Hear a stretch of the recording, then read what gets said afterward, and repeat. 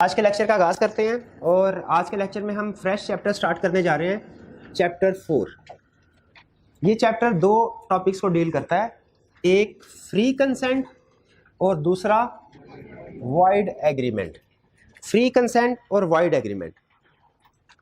पहले हम free consent का टॉपिक कवर करेंगे, फिर उसके बाद वॉइड एग्रीमेंट। वॉइड एग्रीमेंट के बारे में बेसिक हम पढ़ चुके हैं, दोनों के बारे में बेसिक हम पढ़ चुके हैं।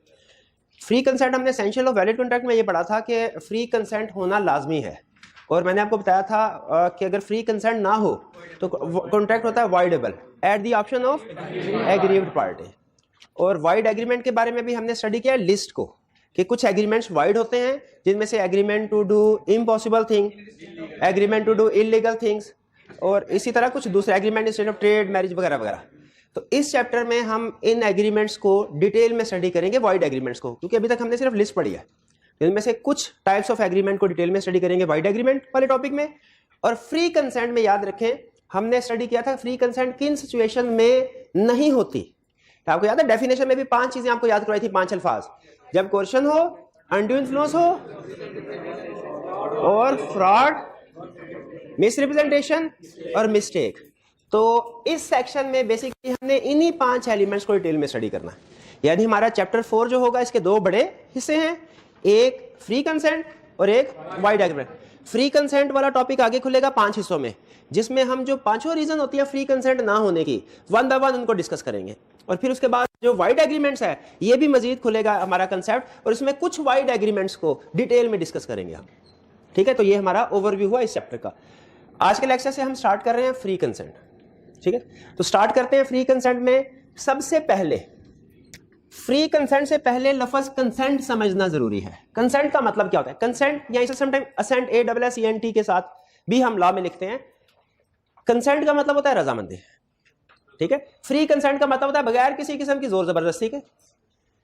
कंसेंट और फ्री कंसेंट को लॉ डिफरेंशिएट करता है। कहते हैं कंसेंट का मतलब है when two person agree on same thing in same sense. Same thing in same sense, इसे लैटिन में कंसेंसस एड आइडम भी कहते हैं। यानी कंसेंसस का मतलब कंसेंट, एड आइडम का मतलब एज इज, यानी जो सिचुएशंस हैं दोनों पार्टीज का सेम थिंग सेम सेंस में एग्री होना, इसे कहते हैं कंसेंट। कंसेंट और फ्री कंसेंट में फर्क है। लफ्ज कंसेंट और फ्री कंसेंट में फर्क है। कंसेंट का मतलब क्या? सेम चीज सेम। फर्ज कीजिए मेरे पास 2 मोबाइल हैं, एक सैमसंग का एक नोकिया का, और ये मुझे ऑफर करते हैं, कहते हैं सर आप अपना मोबाइल बेचेंगे। अब मैं समझ रहा हूं कि ये सैमसंग मोबाइल का रेट लगा रहे हैं, जबकि ये नोकिया मोबाइल का रेट लगा रहे हैं। ठीक है, अब मैंने इनकी ऑफर एक्सेप्ट कर ली 20,000 में। जब मैं मोबाइल लेने आए तो मैंने इनको नोकिया का, मैंने कौन सा एक्सपेक्ट करा? सैमसंग। मैंने इनको सैमसंग का मोबाइल दिया। इन्होंने कहा नहीं सर मैंने तो नोकिया का रेट लगाया था। मैंने कहा नहीं भाई, मैं तो ये समझ रहा था कि आप सैमसंग का मोबाइल खरीद रहे हैं। बताइए हम दोनों में कंसेंट है? कंसेंट का मतलब क्या है? To agree same thing in same sense. हम दोनों में कंसेंट नहीं है। कंसेंट ना हो तो लैक ऑफ सर्टेनिटी की वजह से एग्रीमेंट वॉइड हो जाता है। यानी कंसेंट नहीं है तो लैक, क्योंकि हमने टर्म्स क्लियरली एक दूसरे से एग्री नहीं की, तो अनसर्टेनिटी की वजह से एग्रीमेंट वॉइड हो जाता है। कंसेंट ना होने का इफेक्ट क्या है? वॉइड। ये सिंपल छोटा सा कंसेप्ट था, ये क्लियर? चलिए अब आते हैं अपने मेन कंसेप्ट की तरफ। फ्री कंसेंट क्या होता है? कंसेंट को ही कंसेंसस कहते हैं। वो थोड़ा शायद वो कोई लैटिन वर्ड है, ठीक है, तो उस वजह से वो थोड़ा घुमा फिरा के, आपको पता है इंग्लिश के कुछ अल्फाज ऐसे हैं जो डिराइव हुए लैंग्वेज से। तो कंसेंसस एड आइडम का मतलब ये है कंसेंट होना एज इज। अब फिर इसका फ्री कंसेंट। कंसेंट कब फ्री नहीं होती? ये 5 सिचुएशंस होंगी तो कंसेंट फ्री नहीं है। किसी भी सिचुएशन में इन 5 में से एक चीज भी आ गई तो हम कहेंगे कंसेंट फ्री नहीं है। 5 होना जरूरी नहीं है, एक चीज भी अप्लाई होगी ना किसी सिचुएशन में तो कंसेंट फ्री नहीं होगी। Consent is not free when there is coercion, undue influence, misrepresentation, fraud, mistake. हम वन बाय वन इन 5 को डिस्कस करेंगे। ये क्या होती हैं, इनकी एग्जांपल्स डिस्कस करेंगे। लेकिन आज के लेक्चर में सिर्फ और सिर्फ इन 2 के ऊपर मैं डिस्कशन अपनी रखूंगा, कोercion के ऊपर, अनड्यू इन्फ्लुएंस के ऊपर। पहले इन दोनों में बेसिक डिफरेंस रख देते, बेसिक डिफरेंस समझाना चाह रहा हूं आपको, कंसेप्ट। मैंने गन पॉइंट रखे और इनसे कहा जी अपनी बाइक मेरे नाम कीजिए, गन पॉइंट पे इनके साथ एग्रीमेंट करवाया, ठीक है, कंसेंट फ्री है? नहीं, ठीक है, पहली ऑप्शन है। दूसरी ऑप्शन, मैं इनका टीचर हूं, ये मेरे स्टूडेंट है, अब गन पॉइंट मैंने इनका नहीं अपने सर पे रखी और कहा भाई बाइक मेरे नाम करते हो क्या? नहीं। फर्ज कीजिए भाई रिस्पेक्ट करते हैं, फर्ज कीजिए, बताइए क्या ये तैयार हो जाएंगे कि नहीं? हो जाएंगे। दोनों सूरतों में एग्रीमेंट हुआ, दोनों में कंसेंट फ्री नहीं है, नोट किया, दोनों में कंसेंट फ्री नहीं है। एक में अपनी जान की फिक्र है, दूसरे में मेरी जान की फिक्र, लेकिन बहरहाल कंसेंट फ्री नहीं है। क्या दोनों केसेस एक जैसे हैं या इनमें फर्क है? इनमें फर्क है। एक केस है कोर्शन, एक है अनड्यू इन्फ्लुएंस। कौन से वाला, पहले वाला केस कौन सा है? कोर्शन। और दूसरा वाला केस कौन सा है? Undue influence. डिफरेंस तो है, एंड में जाके पढ़ना है, लेकिन एक दो चीजें मुझे बताइए, किस में क्रिमिनल एक्टिविटी इन्वॉल्व है? कोर्शन में क्रिमिनल एक्टिविटी। और किस में पार्टीज का एक दूसरे पे एक इन्फ्लुएंस होना, रिलेशन होना लाजमी होता है? अनड्यू इन्फ्लुएंस में, ठीक है। कोर्शन में कोई रिलेशनशिप होना लाजमी, अनड्यू इन्फ्लुएंस में होना, क्योंकि अगर मेरा इनके ऊपर इन्फ्लुएंस ही नहीं होगा तो मेरी बात क्यों मानेंगे? कहेंगे सर एक के बजाय दो फायर करें, मेरे को क्या टेंशन है? अगर कोई रिलेशनशिप होगा तो ही वो उस रिलेशनशिप के प्रेशर में आके मेंटली प्रेशर फील करके एग्री करेंगे। तो कोर्शन और अनड्यू इन्फ्लुएंस में डिफरेंस समझ आ गया आपको? अच्छा, अब ये डिफरेंस, हालांकि दोनों का इफेक्ट सबका सेम है तकरीबन। क्या इफेक्ट है कि जब कंसेंट फ्री नहीं है ये एग्रीमेंट होता है voidable at the option of agreed party. लेकिन यहां पे सवाल फिर ये पैदा होता है कि अगर इन सब का इफेक्ट एक ही है, agreement voidable at the option of agreed party, तो उसने अलग-अलग क्यों किया? अलग, हाँ, ये हर सिचुएशन में कुछ ना कुछ फर्क तो इसका मतलब है होगा। इसी तरह मैंने कोर्शन और अनड्यू इन्फ्लुएंस में आपको फर्क बताया, तो इसका मतलब है उसने अगर दोनों को अलग-अलग किया तो कुछ ना कुछ फर्क तो होगा, तो बिल्कुल फर्क है, और उसी डिफरेंस को वो केस स्टडी में टेस्ट करता है। ठीक है, आगे चलते हैं। अब हम स्टार्ट करें, पहले हमने डिस्कशन स्टार्ट की कंसेंट से पहुंचे फ्री कंसेंट। फ्री कंसेंट में हमने 5 रीजंस देखी जब फ्री कंसेंट नहीं होती, उनमें से आज 2 डिस्कस करनी है। पहले कौन सी वाली करें? क्वेश्चन कर लेते हैं। कहते हैं क्वेश्चन का मतलब क्या? डेफिनेशन, फिर उसका इफेक्ट। डेफिनेशन में क्या कहते हैं? कहते हैं क्वेश्चन का मतलब है ऐसा एक्ट कमिट करना जो कि फॉरबिडन बाय लॉ हो, जो लॉ मना करता है, या दूसरे अल्फाज में जो जुर्म है पाकिस्तान पिनल कोड में, अगर वो एक्ट किया जाए, उस एक्ट के जरिए से एग्रीमेंट किया जाए किसी के साथ, तो वो क्या होगा? कोर्शन। ठीक है, कोर्शन का मतलब क्या? ऐसा एक्ट कमिट करना, कैसा एक्ट कमिट करना जो लॉ मना करता है कि किसी भी इंसान ने नहीं करना, वो एक्ट किया जाए, किस लिए? कॉन्ट्रैक्ट करने के लिए। तो इसका मतलब क्या? ये क्या होगा? कोर्शन। समझ आ रही? अच्छा मुझे बताइए, कौन सा एक्ट लॉ कमिट करता है? किसी को जान से मारने का? कौन सा एग्रीमेंट लॉ, कौन सा एक्ट लॉ मना करता है? क्या लॉ मना करता है कि किसी को जान से मारना है?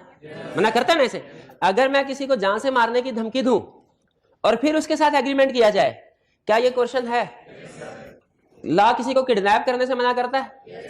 अगर किसी को मैं किडनैप करके एग्रीमेंट करूं, क्वेश्चन है? लॉ किसी की ठुकाई करने से मना करता है? अगर मैं किसी की ठुकाई करके एग्रीमेंट करूं, क्वेश्चन है? बिल्कुल है। ठीक है, तो ये है क्वेश्चन। कोई ऐसा काम किया जाए जो लॉ मना करता है, किस लिए किया जाए? कॉन्ट्रैक्ट करने के लिए। अच्छा आप जरा सुनिएगा, एक कंसीडरेशन का कंसेप्ट ही रिवाइज कर रहा हूं क्वेश्चन के कंसेप्ट के साथ। ये भाई एक ट्रेडर है, एक भाई ये ताजिर है, ये दोनों मार्केट में ताजिर है।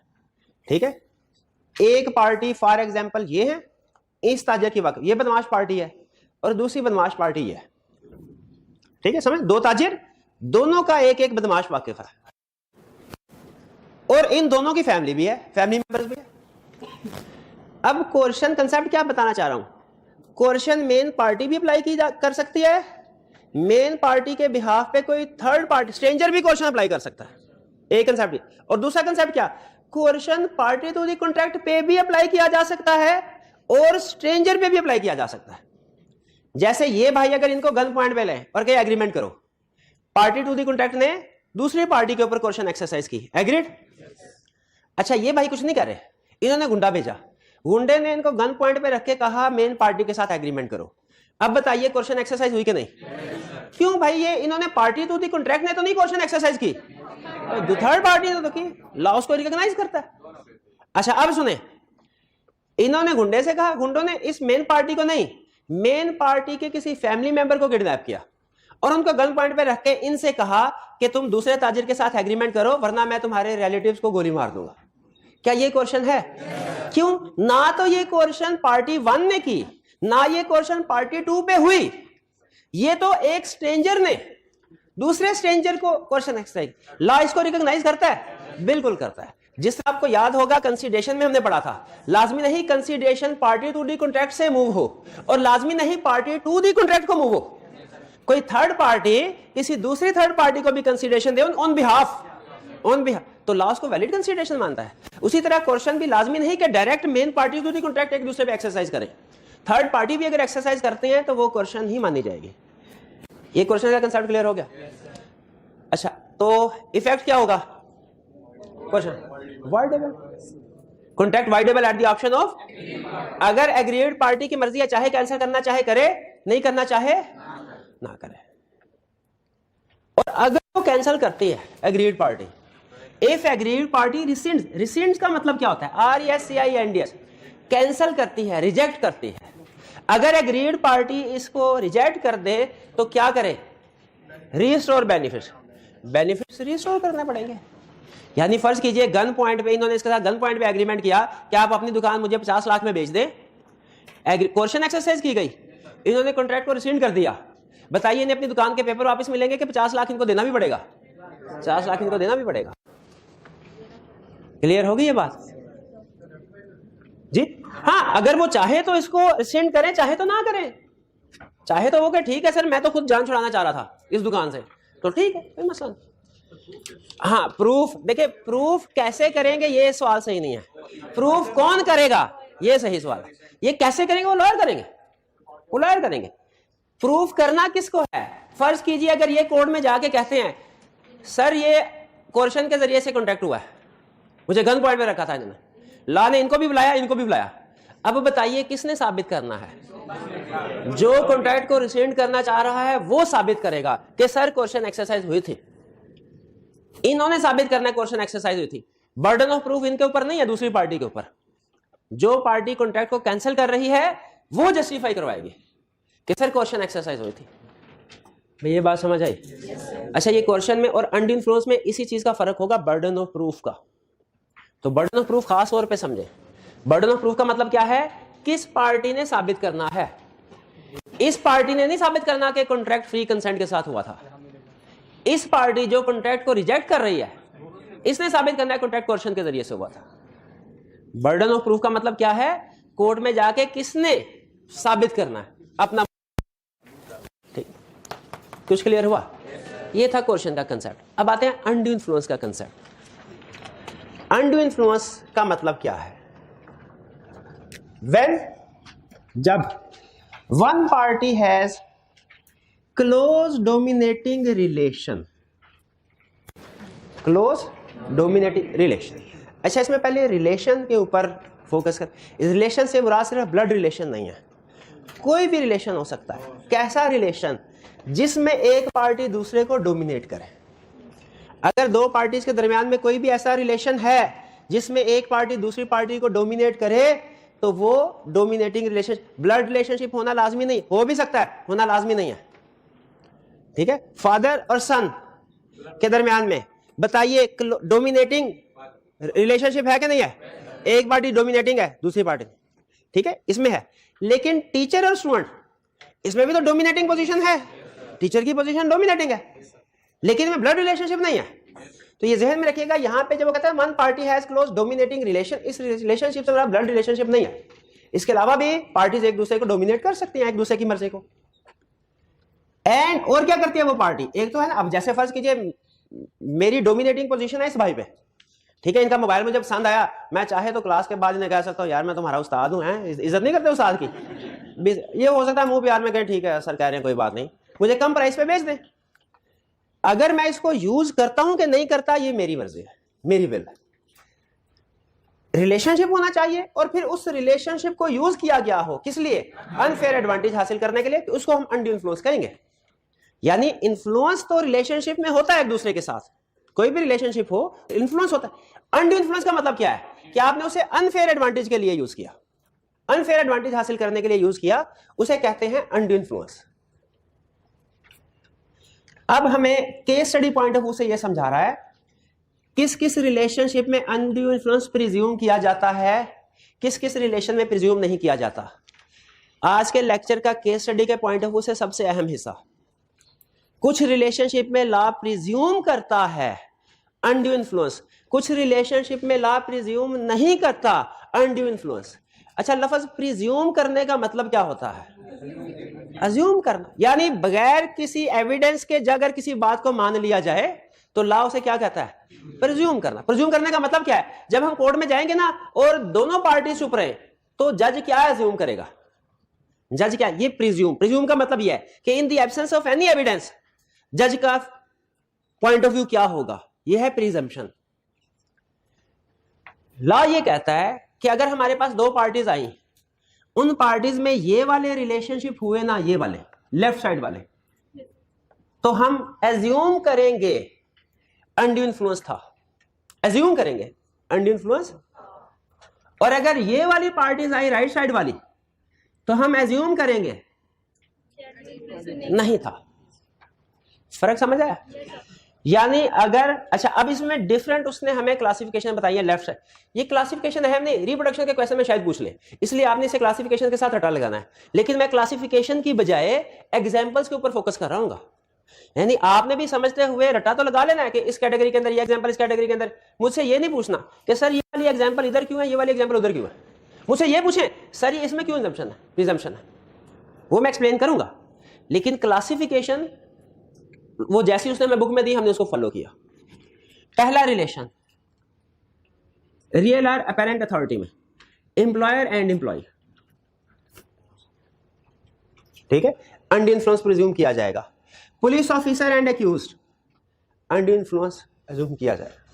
एम्प्लॉयर एम्प्लॉय को कह सकता है ना धमकी, भाई लेट सीटिंग करो काम, वरना मैं तुम्हें जॉब से निकाल दूंगा, ठीक है। पुलिस ऑफिसर एंड एक्यूज, आपको पता है वो जो अक्यूज होते हैं वो तो पुलिस ऑफिसर की हर बात मानने को तैयार होते हैं। आपको पता है कोर्ट में अगर वो रूल भी है, शायद आपने सुना होगा कि पुलिस के सामने अगर आप एक बाले जुर्म कर भी लें और कोर्ट में जाके मुकर, उसकी कोई हैसियत नहीं होती, ठीक है, उसकी, इसीलिए कि लॉ को भी पता है कि पुलिस ऑफिसर जो है ये इसका अनड्यू इन्फ्लुएंस होता है अक्यूज के ऊपर, उसकी मार से बचने के लिए वो जो चाहे मान लेते हैं। Tax officer and tax payer, इनके दरमियान में भी अनड्यू इन्फ्लुएंस प्रिज्यूम किया जाएगा। फिर है फिड्यूशरी रिलेशनशिप, जब पार्टीज का आपस में फिड्यूशरी रिलेशनशिप हो। फिड्यूशरी रिलेशनशिप कहते हैं अटमोस्ट रिलेशनशिप, ऐसा रिलेशनशिप जिसमें दुनिया में सबसे ज्यादा ट्रस्ट होता है, ठीक है। कुछ रिलेशनशिप में ट्रस्ट कम होता है, कुछ में ज्यादा होता है। दुनिया में ऐसे रिलेशनशिप, लॉ की नजर में ऐसे रिलेशनशिप जिनमें सबसे ज्यादा ट्रस्ट होना चाहिए, उसे कहते हैं फिड्यूशरी रिलेशनशिप। जैसे पेरेंट्स एंड चाइल्ड, ठीक है, इसमें अनड्यू इन्फ्लुएंस है, कोई भी पेरेंट अपने चाइल्ड को अनड्यू इन्फ्लुएंस कर सकता है। गार्डियन एंड माइनर, ये तो पेरेंट एंड चाइल्ड की तरह हो गए ना, फर्क सिर्फ यह है कि वो पेरेंट्स नहीं है, वो फोत हो गए, लॉ ने गार्डियन अपॉइंट कर दिया, लेकिन इसका स्टेटस भी वैसे ही जैसे पेरेंट्स का है। उसी तरह यहाँ पे एडवोकेट, ये मैं ढूंढ रहा था टीचर का, टीचर और स्टूडेंट का नहीं है इधर, नहीं टीचर और स्टूडेंट का होना चाहिए, देखिए उसमें लिखा नहीं, पेरेंट एंड चाइल्ड का फौरन मेरे ज़हन में आया, टीचर स्टूडेंट का भी तो साथ होना चाहिए। अच्छा चले वो अभी चेक करके हमें बता देते हैं, फिर हम आगे।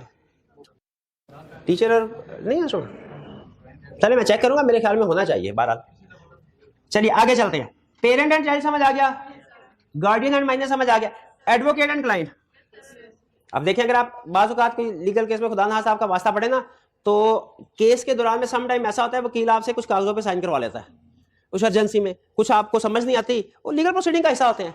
अगर उनमें फर्ज कीजिए किसी ऐसे डॉक्यूमेंट पे जो आपकी इंटेंशन नहीं थी उसके ऊपर साइन करना, ठीक है, लेकिन आपने इन गुड फेथ उसके ऊपर साइन कर दिया, ठीक है, तो बाद में आप कोर्ट में जाके उसको कैंसिल करवा सकते हैं। इसमें भी अनड्यू इन्फ्लुएंस है। ट्रस्टी एंड बेनिफिशियरी, ट्रस्टी और बेनिफिशियरी की एग्जांपल मैंने आपको बताई है पहले कि एक बाप बिलियनियर था, अरबपति, वो मरने लगा, नहीं एग्जांपल बताई वो, नहीं वो माँ वाला नहीं केस। अब फर्ज कीजिए एक अरबपति है, उसका एक बेटा है वो 6 साल का है, अरबपति को डॉक्टर ने जवाब दे दिया कि तुम 3 महीने के अंदर फारिग हो। अब वो अपनी सारी प्रॉपर्टी अपने बेटे को ट्रांसफर करना चाहता है, लेकिन उसे डर है कि कहीं ये इसे जाया ना कर दें या जो दूसरे लालची रिश्तेदार है वो आके इसे लूट ना ले। अब वो क्या करेगा, वो किसी ईमानदार रिश्तेदार को, अपने दोस्त को ढूंढेगा और उसके साथ एक एग्रीमेंट करेगा कि मैं आर्जी तौर पे 12 साल के लिए, जब तक वो मेजर नहीं हो जाता, ये अपनी प्रॉपर्टी तुम्हारे नाम पे ट्रांसफर कर रहा हूं, लेकिन तुम्हारा रोल एज ट्रस्टी है, अमानत के तौर पे तुम्हारे हवाले कर रहा हूं। तुमने मेरी प्रॉपर्टी का ख्याल रखना है, इसमें से कुछ ना कुछ पैसे खर्चा वगैरह तालीम और तरबियत पे करते रहना मेरे बच्चे की, और जब ये बड़ा हो जाए इसको सारे एसेट्स ट्रांसफर कर देना। अब इसमें जो दोस्त है वो है ट्रस्टी, और जो बच्चा उसे कहते हैं बेनिफिशियरी। अब ट्रस्टी और बेनिफिशियरी का भी रिलेशनशिप एक तरह से ऐसा ही बन जाता है जैसे बाप बेटे का, ठीक है। तो ये ट्रस्टी एंड बेनिफिशियरी प्रैक्टिकली कुछ, वैसे तो एग्जांपल की हद तक इंडिविजुअल की एग्जांपल मैंने दी, लेकिन प्रैक्टिकली चूंकि इंडिविजुअल आपको पता है उसका भी बंदा सोच सकता है यार कल को इसका इरादा ना बदल जाए, तो कुछ कॉर्पोरेट कंपनीज वगैरह होती हैं वो भी ट्रस्टी सर्विसेज प्रोवाइड करती हैं। तो ट्रस्टी एंड बेनिफिशियरी, इनमें भी अनड्यू इन्फ्लुएंस प्रिज्यूम किया जाएगा। और फियांसी एंड फियांसी यानी जिनमें एंगेजमेंट हुई है, इनमें भी अनड्यू इन्फ्लुएंस प्रिज्यूम किया जाएगा। अच्छा, एक इंटरेस्टिंग एग्जांपल बताऊं। हाँ, ये फियांसी एंड फियांसी वाली नहीं पता क्या होता है, गूगल पे सर्च कर लें। जिन दो लोगों की एंगेजमेंट हो जाए उन्हें फियांसी एंड फियांसी कहते हैं, और जिनकी शादी हो जाए हस्बैंड एंड वाइफ। इंटरेस्टिंगली ला ये कहता है फियांसी एंड फियांसी में अनड्यू इन्फ्लुएंस प्रिज्यूम किया जाएगा, हस्बैंड एंड वाइफ में अनड्यू इन्फ्लुएंस प्रिज्यूम नहीं किया, दोनों को बराबर का स्टेटस लाने दे दिया, ठीक है। इस एग्जांपल को ध्यान में रखिएगा, क्योंकि केस स्टडी में हमसे वो ये टेस्ट करता है कि हम, जिसमें हमने ये डिसाइड करना होता है कि इस रिलेशनशिप में अनड्यू इन्फ्लुएंस लॉ ने प्रिज्यूम किया या नहीं किया। ये डिसीजन केस स्टडी में हमसे करवाया, मैं बिला वजह नहीं एक एक एग्जांपल आपके सामने रख रहा। केस स्टडी में डिसीजन करवाएगा जिसमें हमने देखना होगा कि ये वाली एग्जांपल प्रिजम्पशन में थी या नहीं थी। फिर फैंसी वाली एग्जांपल, अच्छा चलिए, अगर आप थोड़ा सा मुझे टाइम दे देंगे तो मैं पूरी केस स्टडी इसके ऊपर करा देता हूँ, ठीक। हाँ बिल्कुल, इंशाल्लाह। फिर मेंटल कैपेसिटी इज इफेक्टेड, यानी अब हेडिंग के ऊपर हम ज्यादा तवज्जो नहीं देते। Doctor and patient, undue influence होता है कि नहीं होता? मरीज मरा और डॉक्टर कहे मेरे पास सिरिंज है, मार्केट में 5000 की मिलती है, लेकिन तब लगाऊंगा जब 2 लाख रुपया मुझे देने का एग्रीमेंट करोगे, वरना मैं सिरिंज नहीं लगा रहा तो मेरे तुम्हारी 1 घंटे में मौत हो जानी। वो बंदा तो मान जाएगा पेशेंट। तो क्या डॉक्टर की कस्टडी में पेशेंट जो एग्रीमेंट करेगा अनड्यू इन्फ्लुएंस प्रिज्यूम किया जाएगा? ला कहता है यस। इसी तरह मेडिकल अटेंडेंट एंड पेशेंट, यानी डॉक्टर के बजाय कोई नर्स भी हो ना अगर उस वक्त, तो उसका भी एग्रीमेंट अनड्यू इन्फ्लुएंस प्रिज्यूम किया जाएगा।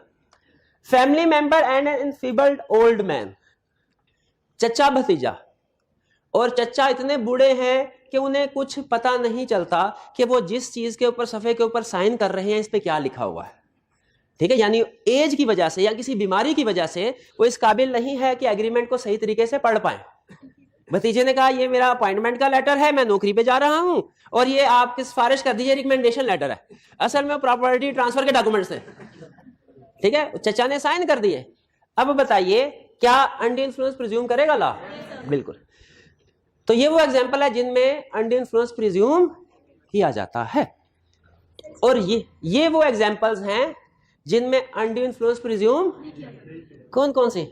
Husband and wife. फिर इसके बाद क्रेडिटर डेटर कौन होते हैं? उधार लेने वाला और देने वाला। लैंडलॉर्ड एंड टेनेंट, मालिक मकान किराएदार। वैसे तो मालिक मकान भी धमकियां लगा सकता है, लेकिन फिर किराएदार आपको पता है बाज़ किराएदार भी डरे होते हैं, तो ला कहता है इनमें अनड्यू इन्फ्लुएंस प्रिज्यूम नहीं किया। Principal and agent, undue influence presume clear. अच्छा अब सुनिए, फर्क क्या पड़ता है अनड्यू इन्फ्लुएंस प्रिज्यूम करने से या ना करने से? Burden of proof. शाबाश। अगर फर्ज कीजिए इसमें से कोई रिलेशनशिप निकाल, कोई भाई कोई निकाले रिलेशनशिप, भाई की पुरजोर फरमाइश पे, फियांसी एंड फियांसी। अगर ये दोनों, फर्ज कीजिए कि पार्टी ए और बी, इन दोनों की एंगेजमेंट हुई और ए ने बी से कहा, अब आई क्या आपकी केस स्टडी आपके साथ डिस्कस करना चाह रहा था, मैं चाह रहा था सामने आए तो फिर डिस्कस करें। ए और बी की एंगेजमेंट हुई, बी मेल था, बी ने ए से कहा तुम ऐसा करो, तुम्हारे पास कुछ प्रॉपर्टी है तो अब देखो मैं अपने तुम्हारे मुस्तकबिल के लिए अच्छा सोच रहा हूँ। ऐसा करो सारे अपने कैश जो है ना 10-15 लाख तुमने सारी उम्र जमा किया हुआ है, और जो तुम्हें ज्वेलरी मिली है घर वालों से वो मुझे दो, मैं बिजनेस में इन्वेस्ट करने जा रहा हूँ, एग्रीमेंट कर लेता हूँ, और उसके बाद मेरी इन्वेस्टमेंट, और तुम्हें मैं हर साल 1% सिर्फ प्रॉफिट दूंगा, 99% खुद रखूंगा, क्योंकि मैं चाहता हूं बिजनेस में री इन्वेस्टमेंट हो। ठीक है, री इन्वेस्टमेंट होगी, ज्यादा पैसे, तो हमारे बच्चों का मुस्तकबिल ही बेहतर होगा। उन्होंने कहा 2-4 बातें, उन्होंने कहा ठीक है जी, ये सारी प्रॉपर्टी, ये सारी ज्वेलरी ले जाओ। अब उसके बाद वो सिर्फ 1% देता रहा, तो किसी ने समझाया एक को कि भाई ये तुमने अपनी सारी प्रॉपर्टी उसके नाम पे कर दी है, अब ठीक है तुमने उस पर एतबार किया, उसको भी तो तुम पे एतबार करना चाहिए, तो ऐसा करो इसको रैशनलाइज करो, 50-50 करो, ये एग्रीमेंट ठीक नहीं है। अब मिस ए है वो कोर्ट में गई और उन्होंने इस एग्रीमेंट को कैंसिल करने के लिए कहा, और कोर्ट वालों से कहा कि अनड्यू इन्फ्लुएंस एक्सरसाइज हुआ था।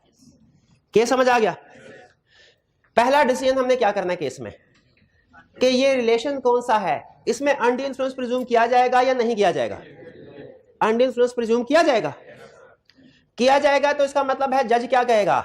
जज कहेगा इस एग्रीमेंट में अनड्यू इन्फ्लुएंस था, और बी को कहेगा आप अगर इस अजम्पशन को गलत साबित कर सकते हैं तो कर दें, वरना मैं फैसला करने लगा हूं कि अनड्यू इन्फ्लुएंस था। यानी प्रिजम्पशन का मतलब यह होता है कि अगर कुछ भी साबित ना किया जाए तो जज एज्यूम करेगा कि अनड्यू इन्फ्लुएंस था। लेकिन याद रखें ये प्रिजम्पशन है, ये कंक्लूसिव स्टेटमेंट नहीं है, यानी इसको गलत साबित किया जा सकता है। अब अगर बी ये साबित कर दे, अब बेसिकली बर्डन ऑफ प्रूफ किसके, जरा गौर से सुनिएगा, बर्डन ऑफ प्रूफ ए के ऊपर नहीं है कि उसने अनड्यू इन्फ्लुएंस साबित करना है, बर्डन ऑफ प्रूफ बी के ऊपर है कि उसने साबित करना है अनड्यू इन्फ्लुएंस नहीं था। ठीक है, अब सारे फैक्ट सेम रखें, रिलेशनशिप चेंज करके हस्बैंड एंड वाइफ पे आ जाते हैं। अगर यही हस्बैंड एंड वाइफ के दरमियान में सारे फैक्ट्स होते हैं, वाइफ कोर्ट के पास गए, अब बताइए जज सबसे पहला डिसीजन क्या करता, पहले क्या देखता कि प्रिजम्पशन है कि नहीं है? प्रिजम्पशन नहीं है। अब की बार मुझे बताइए जज क्या कहता है? 2 स्टेटमेंट दे रहा हूं, सुन के जवाब दीजिएगा। पहली स्टेटमेंट, क्या जज ये कहेगा वाइफ से कि साबित करो अनड्यू इन्फ्लुएंस है, या जज हस्बैंड से पूछेगा साबित करो अनड्यू इन्फ्लुएंस नहीं है? पहले वाली, ये है बर्डन ऑफ प्रूफ, और ये प्रिजम्पशन पे डिपेंड करता है। अगर लॉ प्रिज्यूम करे अनड्यू इन्फ्लुएंस है तो लॉ एग्रीव्ड पार्टी से नहीं कहेगा कि तुम साबित करो अनड्यू इन्फ्लुएंस है, दूसरी पार्टी से कहेगा कि तुम साबित करो अनड्यू इन्फ्लुएंस। और अगर दोनों पार्टीज के दरमियान में अनड्यू इन्फ्लुएंस वाली सिचुएशन नहीं है, प्रिजम्पशन नहीं है, तो फिर जो पार्टी आके कहेगी सर मेरे पे अनड्यू इन्फ्लुएंस एक्सरसाइज हुआ है, लॉ से क्या कहेगा? प्रूफ करो। फिर से सुन लीजिए, जब भी 2 पार्टीज, मैं जज फर्ज कीजिए 2 पार्टीज मेरे पास आए और एक ने कहा सर ये एग्रीमेंट हुआ है, इसमें अनड्यू इन्फ्लुएंस एक्सरसाइज हुआ था, इसलिए मैं इस कॉन्ट्रैक्ट को रिसेंड करना चाहता हूं, बराए मेहरबानी ऑर्डर दीजिए कि ये कॉन्ट्रैक्ट रिसेंड किया जाता है। मैंने कहा अच्छा, अब मुझे ऑर्डर देने के लिए सबूत की जरूरत है, भाई सबूत के बगैर तो ऑर्डर नहीं दूंगा। मैंने डिसीजन अब ये करना है कि मैं सबूत ए पार्टी से मांगू कि बी से, यानी मैं ये सबूत मांगू कि साबित करो अनड्यू इन्फ्लुएंस हुआ था, या ये सबूत मांगू साबित करो अनड्यू इन्फ्लुएंस नहीं हुआ था। डिपेंड करता है रिलेशनशिप। अगर मेरे पास इनमें से कोई भी रिलेशनशिप आता है तो मैं क्या कहूंगा? मैं दूसरी पार्टी से कहूंगा साबित करो अनड्यू इन्फ्लुएंस, क्योंकि मेरी बेसिक प्रिजम्पशन क्या है? अनड्यू इन्फ्लुएंस है। मैं दूसरी पार्टी से कहूंगा इसको गलत साबित कर सकते हो तो कर दो, वरना मैं तुम्हारे खिलाफ ऑर्डर देने लगा हूं। और अगर इनमें से कोई रिलेशनशिप आता है, मैं कहूंगा अच्छा अनड्यू इन्फ्लुएंस किया इसने, वो पार्टी का किया, मैं कहूं साबित करो। यानी इनमें से कोई रिलेशनशिप आता है और कहता है अनड्यू इन्फ्लुएंस हुआ है, तो उसकी बात पे यकीन नहीं किया जाएगा, बल्कि उसे कहा जाएगा साबित करो अनड्यू इन्फ्लुएंस हुआ था। इनमें से कोई रिलेशनशिप आता है और आगे कहता है कि अनड्यू इन्फ्लुएंस हुआ था, तो फिर एज्यूम करेंगे हम कि वो सच कह रहा है, अनड्यू इन्फ्लुएंस हुआ था। हम दूसरी पार्टी को मौका देंगे, भाई गलत साबित कर सकते हो तो कर दो, कि नहीं हुआ। क्लियर हो गया ये प्रिजम्पशन का मतलब। और इस याद रखिए, केस स्टडी में फिर बता रहा हूं, आपने ये डिसीजन करना होगा कि जो रिलेशनशिप जिसका क्वेश्चन में डिस्कस कर रहा है वो किस कैटेगरी में है, प्रिजम्पशन वाली है कि नॉट प्रिजम्पशन वाली कैटेगरी में। ठीक है, ये आपने रिलेशनशिप ध्यान में रखना है। चलिए, इसके अलावा फिर मैं वही बात, टीचर और स्टूडेंट वाला अनड्यू इन्फ्लुएंस मैंने एक किताब में पढ़ा, आईकैप ने किताब में पढ़ा कि है, एग्जिस्ट करता है। सिर्फ ये देखना आईकैप ने बुक में लिखा है कि नहीं लिखा, कंफर्म करके मैं आपको बताऊंगा। मेरी अंडरस्टैंडिंग के मुताबिक टीचर और स्टूडेंट में भी अनड्यू इन्फ्लुएंस होता है। ठीक है जी। अच्छा, वो वही क्वेश्चन, इसको रियल अपेरेंट अथॉरिटी क्यों कहा गया है? नहीं, मुझे नहीं पता इसके बारे में। ठीक है, वैसे लेकिन अगर थोड़ा सा सोचें, बज़ाहिर अथॉरिटी होती है ना, एम्प्लॉयर की अथॉरिटी होती है, ठीक है, बज़ाहिर अपेरेंट होता है, बज़ाहिर अल्लाह जाने है, मुझे नहीं पता। बस ये आपने ये रिलेशनशिप याद कर, लेकिन हेडिंग के साथ।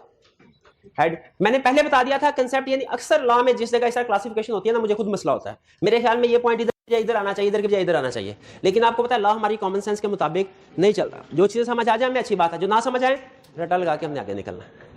रिलेशन समझ आगे के नहीं, और सबसे अहम चीज, बर्डन ऑफ प्रूफ किसके ऊपर है? अगर अनड्यू इन्फ्लुएंस प्रिज्यूम करने वाला रिलेशनशिप है, बर्डन ऑफ प्रूफ दूसरी पार्टी पे, और अगर अनड्यू इन्फ्लुएंस प्रिज्यूम नहीं किया जाता तो जो पहली पार्टी जो कह रही है कि अनड्यू इन्फ्लुएंस है, ये केस में डिसाइड कर लेंगे। आगे चलते हैं। इफेक्ट क्या होगा? वॉइडेबल होगा, जैसे पहले था, एट द ऑप्शन ऑफ। फर्क सिर्फ यह है कि कोर्शन में हमेशा जो कहता था पार्टी कि कोर्शन है, उसने साबित करना होता था। कोर्शन में लॉ प्रिज्यूम नहीं करता, कोर्शन में जो भी लॉ के पास आता है लॉ से कहता है साबित करो। अनड्यू इन्फ्लुएंस में कुछ केसेस में लॉ कहता है साबित करो, कुछ केसेस में कहता है साबित ना करो, हम प्रिज्यूम करते हैं। कोर्शन में और अनड्यू इन्फ्लुएंस में यह फर्क है, इस वजह से दोनों कांसेप्ट को अलग किया गया। और इफेक्ट क्या है? Contract voidable at the option of. हाँ, कोर्ट ये कहता है कुछ केसेस होते हैं, अब कुछ खास केसेस को सामने रख के उन्होंने अगली बात भी की। अनड्यू इन्फ्लुएंस में कोर्ट में सेट असाइड मींस कैंसिल कर सकता है कॉन्ट्रैक्ट एब्सोल्युटली, पूरे का पूरा, आर कंडीशनली, पार्शली। जैसे फर्ज कीजिए कि गांव का चौधरी है और एक बेवा है, उसकी कोई जमीन है, गांव का चौधरी उस जमीन को हथियाना चाहता है, वो जाके बेवा को गलत बयानी करके और अनड्यू इन्फ्लुएंस एक्सरसाइज करके वगैरह वगैरह एग्रीमेंट कर लेता है प्रॉपर्टी का, और कहता है कि जी आपके हस्बैंड की डेथ हो गई, गुजर बसर कैसे होगी, कोई आपका जरिया आमदन नहीं है, आपने थोड़ी हल चलाना है, बच्चे छोटे हैं, ये जमीन मुझे बेच दें। कम पैसों में जमीन खरीद ली। अब बाकी उस बेवा का कोई सोर्स ऑफ इनकम नहीं था, उसने महीना 2 महीने उन पैसों से, फर्ज कीजिए 10 लाख में जमीन, 50 लाख वाली जमीन 10 लाख में बेच दी, महीना 2 महीने गुजारा किया और तकरीबन 2 लाख रुपए खर्च कर दिए। अब किसी ने उन्हें बताया कि जी ये तो आपकी प्रॉपर्टी कम कीमत पे आपने बेच दी है, और अगर आप चाहें तो कोर्ट में जाके इस एग्रीमेंट को कैंसिल करवा सकते हैं, ये आपकी जमीन आपको वापस मिल जाएगी। बेवा कोर्ट में जाके अपील करते हैं। अब बताइए, साबित हो गया अनड्यू इन्फ्लुएंस था, कोर्ट ने कहा जी कॉन्ट्रैक्ट को कैंसिल किया जाए। अब बताइए क्या ये कॉन्ट्रैक्ट फुली कैंसिल होगा? अगर कंप्लीटली कैंसिल होगा, बेवा को 10 लाख रुपए दे, रिस्टोरेशन ऑफ बेनिफिट होगी ना, उधर से प्रॉपर्टी मिलेगी, इधर से 10 लाख रुपए जाए, मेरे पास तो सोर्स ऑफ इनकम ही नहीं है। ठीक है, तो कोर्ट यहां पे फिर क्या ऑर्डर करेगा? कोर्ट कंडीशनली ऑर्डर करेगा। कोर्ट कहेगा अच्छा जितनी 2 लाख आपने अमाउंट खर्च किया ना, इसके बराबर प्रॉपर्टी उन्हीं के पास रहने दे, चौधरी साहब के पास, बाकी की जो प्रॉपर्टी है वो आपको वापस होगी और बाकी की अमाउंट आप दें इनको। ये है कंडीशनली का मतलब। तो कुछ केसेस में अगर पार्टी अफोर्ड कर सकती हो, इस पोजीशन में हो कि बेनिफिट्स को रिस्टोर कर सकती हैं, लॉ एब्सोल्युटली कॉन्ट्रैक्ट को सेट असाइड कर देगा। लेकिन अगर पार्टीज बेनिफिट नहीं कर सकती, फिर कंडीशनली जो भी लॉ मुनासिब समझेगा। ये क्लियर हो गया जी? हाँ, डोमिनेटिंग, हाँ जो मैंने एग्जांपल दी इसमें डोमिनेटिंग रिलेशनशिप है ही नहीं, तो जज ने फिर कैसे ऑर्डर दिया होगा? उस बेवा ने प्रूव किया होगा अनड्यू इन्फ्लुएंस। ये कंसेप्ट ये नहीं है कि अगर अनड्यू इन्फ्लुएंस प्रिज्यूम नहीं किया जाएगा तो कभी अनड्यू इन्फ्लुएंस होगा ही नहीं। आई कैप ने क्वेश्चन पूछा, एक बैंकर ने लोन दिया एक अकाउंट होल्डर को very high rate of interest पे, जो बारवर था उसने कोर्ट से रुजू किया कि रेट ऑफ इंटरेस्ट बहुत ज्यादा है, मुझ पे अनड्यू इन्फ्लुएंस एक्सरसाइज किया गया है। क्या लॉ प्रिज्यूम करेगा? क्यों प्रिज्यूम नहीं करेगा? लेकिन क्या इसका यह मतलब है कि पॉज कीजिएगा जी, तो इसमें लॉ अनड्यू इन्फ्लुएंस प्रिज्यूम नहीं करेगा क्योंकि वो डेटर क्राइटर में प्रिजम्पशन नहीं है। लेकिन क्या इसका यह मतलब है कि कभी इस रिलेशनशिप में अनड्यू इन्फ्लुएंस हो ही नहीं सकता? हो सकता है लेकिन प्रूव करना पड़ेगा। तो मैंने जो गांव के चौधरी साहब और बेवा की एग्जांपल दी, इनमें भी अनड्यू इन्फ्लुएंस प्रिज्यूम नहीं होता, लेकिन अगर बेवा साबित कर दे तो लॉ बिल्कुल डिसीजन करेगा इसके ऊपर। ठीक है, उन्हें साबित करना पड़ेगा। अगर अनड्यू इन्फ्लुएंस प्रिज्यूम होता, फायदा ये होता उन्हें साबित ना करना पड़ता, अब साबित करना पड़ेगा। जी जी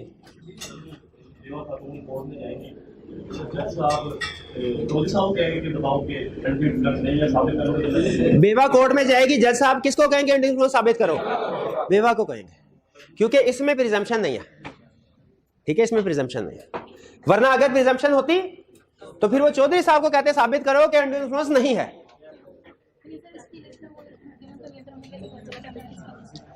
हाँ चलिए, इनका क्वेश्चन ये है कि ये जो चौधरी साहब और बेवा वाली एग्जांपल है, ये रिलेशनशिप तो इस लिस्ट में कहीं पे भी नहीं है। तो देखें, इस लिस्ट को आपने फोकस करें ज्यादा। जो एग्जांपल आपकी इस लिस्ट में, ये लिस्ट है जो लाने दी हमें कि इसमें प्रिजम्पशन है, इसके अलावा जितने भी रिलेशनशिप है ना उनमें प्रिजम्पशन नहीं है। ये एग्जांपल तो आपको चूंकि एग्जाम में बार बार टेस्ट करता है ना, इसलिए दे दी, वरना मुझे असल में समझाना क्या चाहिए था कि मैं आपको सिर्फ ये रिलेशनशिप बताता और कहता कि इनके अलावा इनमें प्रिजम्पशन है, इनके अलावा बाकी किसी भी रिलेशनशिप में प्रिजम्पशन नहीं है। ठीक है, ये लिस्ट अहम है, ये तो सिर्फ इसलिए आपको पॉइंट बताएं, एग्जाम में वो टेस्ट करता है बात। अब डिफरेंस करते हैं कोएर्शन एंड अनड्यू इन्फ्लुएंस का। दोनों का डिफरेंस क्या है? अगर आपको दोनों कंसेप्ट क्लियर हैं, लहदा पता है, तो डिफरेंस बेसिकली उन्हीं की क्विक समरी है। सबसे पहला रिलेशनशिप, कोएर्शन में बताइए रिलेशनशिप होता है? लाजमी नहीं, डिपेंड करता है, हो भी सकता है, नहीं भी हो सकता। लेकिन अनड्यू इन्फ्लुएंस में जरूरी है, पार्टी रिलेटेड होगी। क्लियर?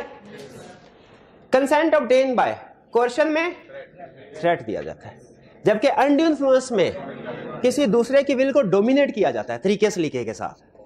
ठीक है, इसमें धमकी नहीं दी जाती, जबकि कोएर्शन में धमकी दी जाती कोई ना कोई नुकसान पहुंचाने की।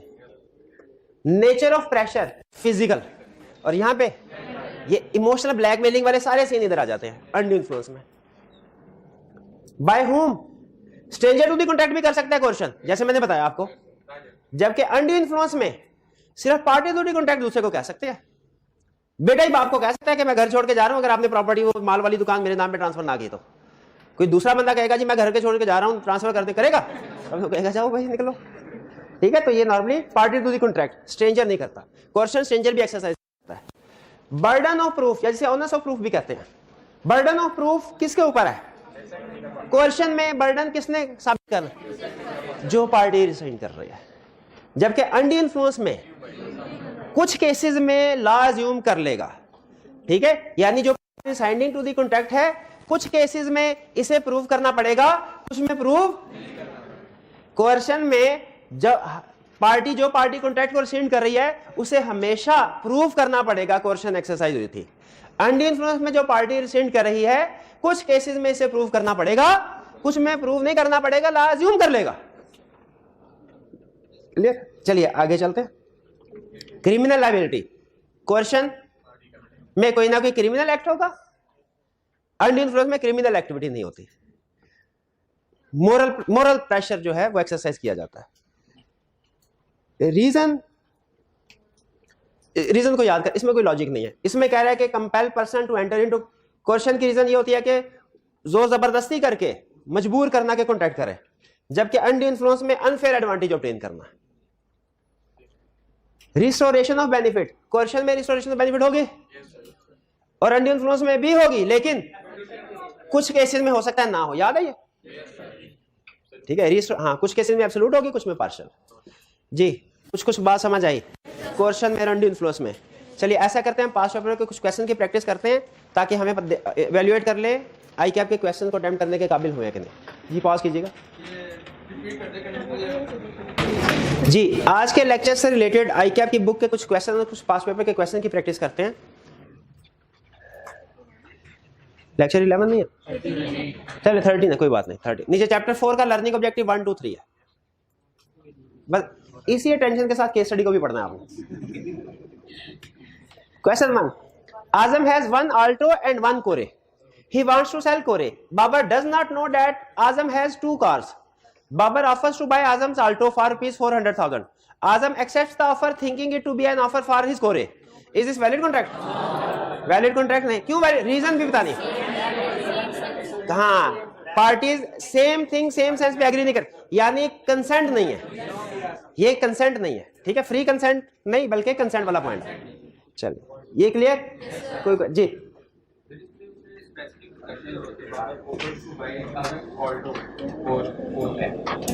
हाँ जी बिल्कुल, आजम के पास आल्टो और एक कोरे है, वो कोरे सेल करना, बाबर को नहीं पता कि आजम के पास 2 गाड़ियां नहीं ऑफर की है, हाँ उसको पता ही आजम को जो बाबर को पता ही नहीं कि आजम के पास 2 गाड़ियां हैं, बाबर के ख्याल में 1 गाड़ी है और वो उसी का रेट लगा रहा है। हाँ वो ये बता रहा है कि ये उसने बाबर के पॉइंट ऑफ व्यू से बताया कि बाबर आल्टो खरीदना चाह रहा है, उसने ये नहीं कहा कि बाबर ने आजम से कहा कि अपनी आल्टो मुझे 4 लाख में ये नहीं कहा, बल्कि उसने बाबर का पॉइंट ऑफ व्यू बताया कि बाबर ने जो रेट लगाया है ये आल्टो के लिए लगाया।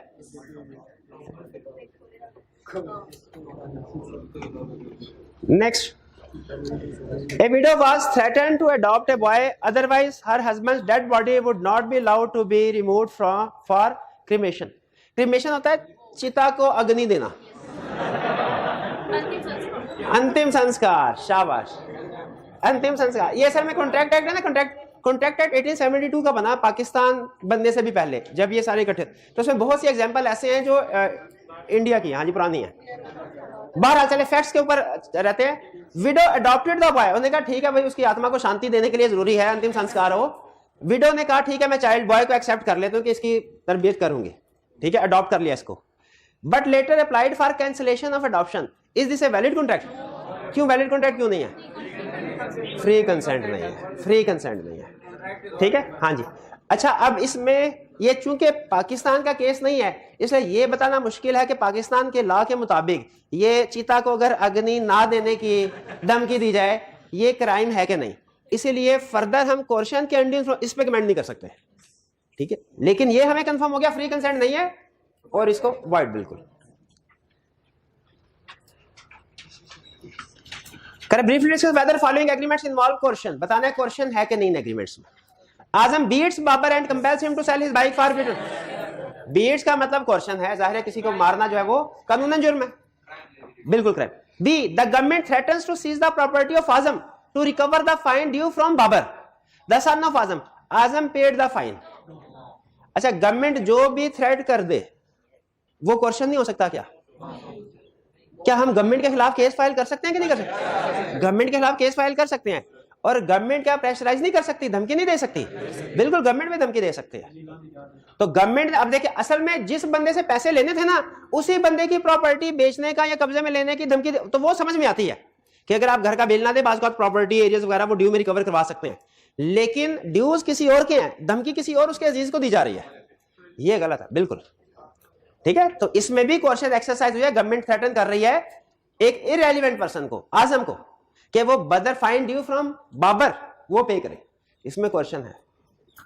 अमीर ऑन बोर्ड ऑन इंग्लिश, अच्छा ये कंसेप्ट है कि फर्ज कीजिए दो पाकिस्तानी गए चाइना से वापस आ रहे हैं और अभी जो जहाज है ना वो है समंदर में चाइना के करीब, वहां पे पाकिस्तान का कानून नहीं लगता। अब अगर वहां पे उस पॉइंट पे जो जहाज है उसमें दोनों के दरमियान में एग्रीमेंट होता है और उसमें अनड्यू इन्फ्लुएंस एक्सरसाइज किया गया था, दोनों कराची के साहिल पे पहुंचते हैं और कराची में आके इसके खिलाफ केस फाइल करते हैं, क्या इस बात से कोई फर्क पड़ता है कि अनड्यू इन्फ्लुएंस पाकिस्तान की हदूद में एक्सरसाइज किया था कि पाकिस्तान से बाहर? इससे फर्क नहीं पड़ता। अगर केस पाकिस्तान की अदालत में फाइल किया है आपने तो अदालत सिर्फ ये देखेगी अनड्यू इन्फ्लुएंस एक्सरसाइज हुआ था कि नहीं हुआ था, किस जगह पे हुआ था, ये इररेलेवेंट है, ये इररेलेवेंट है। यहां पे वही कंसेप्ट उसने बता रहा है, अमीर on board an English ship causes Fakir to enter into an agreement by an act amounting to criminal intimidation under the Pakistan Penal Code. Amir afterwards sues Fakir for breach of contract at Karachi. यानी जो under influence exercise हुआ है criminal act के जरिए से वो UK के वो इंग्लिश शिप पे हुआ है, यानी यूके के आसपास कहीं हुआ है, लेकिन केस लगा कराची में, तो वैलिड क्वेश्चन एक्सरसाइज हुई कि नहीं हुई? बिल्कुल, लॉ इसको एक्नॉलेज करेगा कि क्वेश्चन एक्सरसाइज हुई, उसका पाकिस्तान में होना जरूरी नहीं है, पाकिस्तान से बाहर भी अगर क्वेश्चन एक्सरसाइज हुई लॉ इसको रिकॉग्नाइज करेगा। क्वेश्चन में ये समझाना चाह रहा है अगर जिस तरह एक कंसेप्ट ये है कि क्वेश्चन मेन पार्टी अप्लाई करे लाजमी नहीं है, स्ट्रेंजर भी कर सकता है, उसी तरह एक कंसेप्ट ये है क्वेश्चन लाजमी नहीं पाकिस्तान की हदूद में एक्सरसाइज हुई हो। अगर पाकिस्तान से बाहर किसी और मुल्क में भी क्वेश्चन एक्सरसाइज की गई है लेकिन केस आपने पाकिस्तान में फाइल किया है तो ला उसको भी क्वेश्चन मानेगा कि एक्सरसाइज हुई है। नहीं, केस का पाकिस्तान में लगना जरूरी है। अमीर और फकीर पाकिस्तानी है या नहीं है ये जरूरी नहीं है, केस का पाकिस्तानी कोर्ट में लगना जरूरी है। D, Amir threatens to kill Salma, Basit's daughter, if Basit refuses to sell his house to him. Basit agrees to sell his house. Question exercise होगा। अच्छा मुझे बताइए अगर बाद में बासित कोर्ट जाता है इसको सेटिस्फाइड करने के लिए, बर्डन ऑफ प्रूफ किसके ऊपर होगा, अमीर के ऊपर के बासित के ऊपर? बासित के ऊपर, क्योंकि क्वेश्चन में प्रूफ करना पड़ता है। E, Asif threatens to kill Babar if Babar refuses to sell his house to Salman, Babar agrees to sell his house. अच्छा डी और ई में फर्क क्या भला? एक अमीर ने, डी वाले में अमीर ने कहा था कि मुझे बेचो, हाँ जी, और एक में स्ट्रेंजर है और एक में मेन पार्टी है, ये फर्क है डी और ई में, वरना फैक्ट्स तकरीबन एक जैसे हैं, दोनों में क्वेश्चन एक्सरसाइज हुई।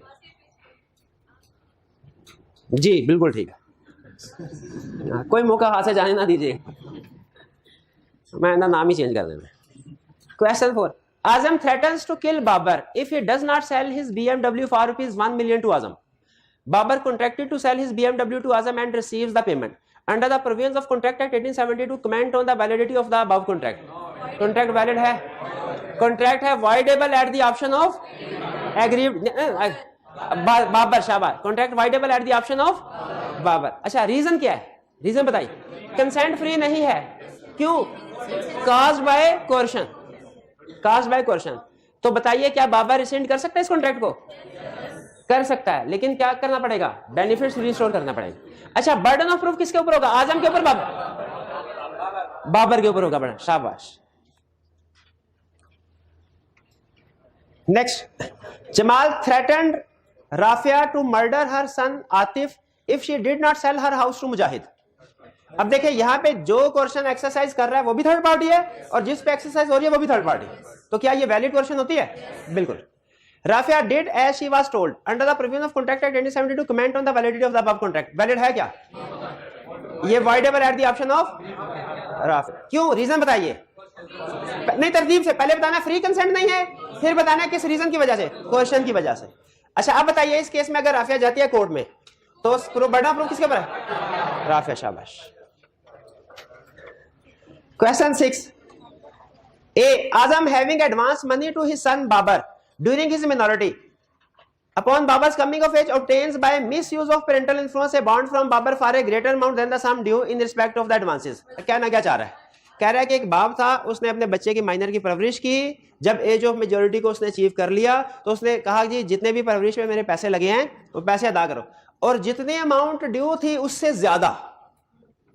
अच्छा पहले बताइए, पहले क्या बाप क्लेम कर सकता है अपने बच्चे से? क्यों नहीं कर सकता? क्यों नहीं कर सकता? लेकिन अगर वो दोनों एग्री हैं पे करने के लिए, बाप रिसीव करने के लिए एग्री है, बेटा पे करने के लिए एग्री है, तो बिल्कुल कर सकते हैं। अखलाकी नुक्ता नजर से, सोशल नुक्ता नजर से आप इसको क्रिटिसाइज कर सकते हैं, लेकिन लीगली कोई इशू नहीं है। इशू किस चीज का है? हाँ, by misuse of parental influence. इस अल्फाज से मैं पता चला अनड्यू इन्फ्लुएंस है, अनड्यू इन्फ्लुएंस है और एक बॉन्ड ग्रेटर अमाउंट का साइन करा। अब बताइए ये वैलिड कॉन्ट्रैक्ट है? वैलिड नहीं है। वॉइडेबल क्यों? अनड्यू, फ्री कंसेंट नहीं है, अनड्यू इन्फ्लुएंस की वजह से। Contract is voidable at the option of Azam. अच्छा दोनों कोर्ट में जाते हैं, बर्डन ऑफ प्रूफ किसके ऊपर होगा? अब ये यहां पे आप कंफ्यूज हो गए। क्या फादर एंड सन में अनड्यू इन्फ्लुएंस प्रिज्यूम किया जाता है? तो जब फादर सन दोनों जाएंगे, सन कह रहा है कि अनड्यू इन्फ्लुएंस है तो लॉ प्रिज्यूम करेगा। बर्डन ऑफ प्रूफ किसके ऊपर है? फादर के ऊपर। के साबित करे क्या? अनड्यू इन्फ्लुएंस नहीं है। Next, Amir a man infeebled by disease और एज। एक बूढ़ा आदमी है जो कि एज की वजह से और बीमारी की वजह से बहुत बुरा हाल है उसका, is induced by us influence over him as his medical attendant to agree to pay Asif an unreserved sum for his professional services. Undue influence exercise, undue influence presume किया जाता है? बिल्कुल। तो हम कहेंगे ये एग्रीमेंट है voidable at the option of Amir because consent was not free, it was due to undue influence. अगर क्वेश्चन में बर्डन ऑफ प्रूफ भी पूछे, आसिफ के ऊपर है कि एक्सेस बताना है अनड्यू इन्फ्लुएंस नहीं था।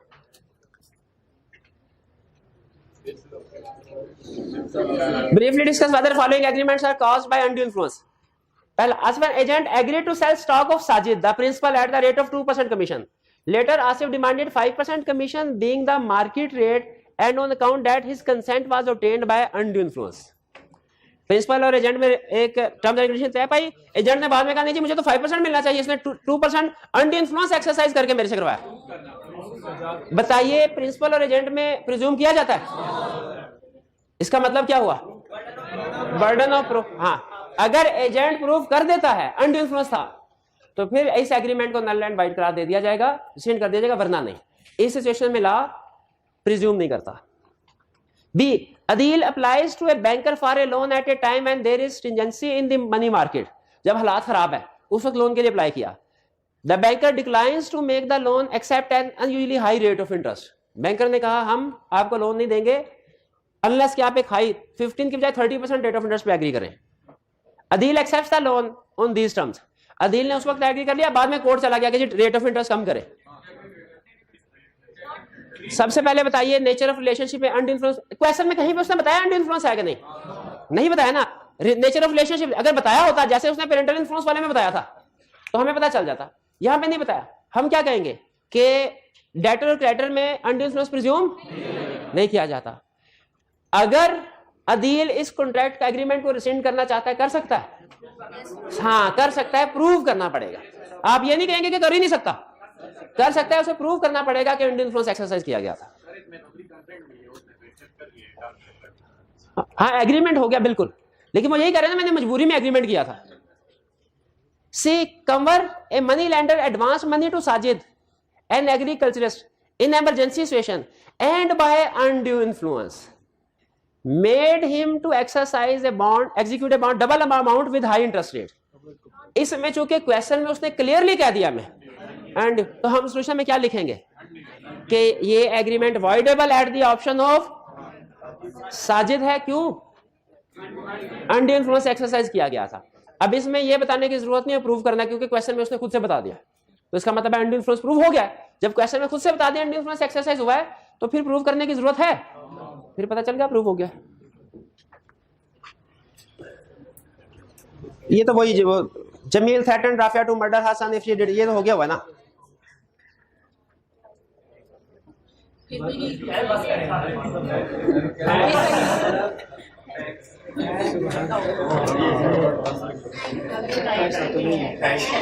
ये क्वेश्चन चले, ये आप घर से कर लाइएगा, ठीक है?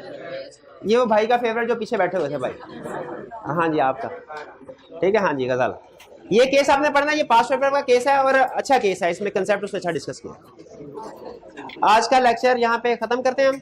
अल्लाह हाफिज।